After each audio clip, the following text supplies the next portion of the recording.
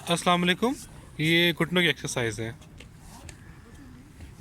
ये दोनों पाँव को 10-10 मरतबा आगे पीछे करें।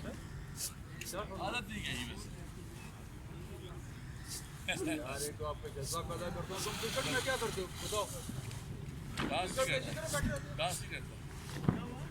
छोड़ दिया यार। अब एक पाँव आगे एक पीछे।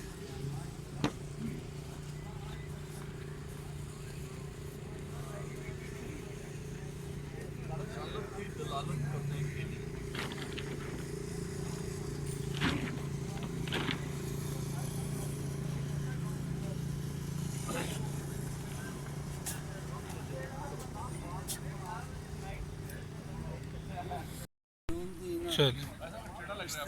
ये पहले एक टांग ऊपर उठाएं, नीचे रखें, फिर ऊपर उठाएं, नीचे रखें। ये भी 10 मरतबा ये करें। फिर लेफ़्ट को 10 मरतबा करें।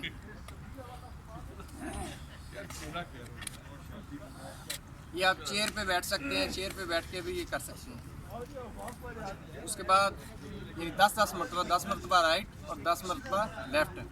उसके बाद दोनों टांगें उठाएं और इनको सीधा करें, फिर रखें, फिर उठाएं, फिर रखें। ये भी आप चेयर पे बैठ के कर सकते हैं।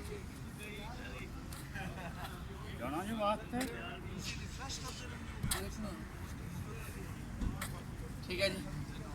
अस्सलामु अलैकुम।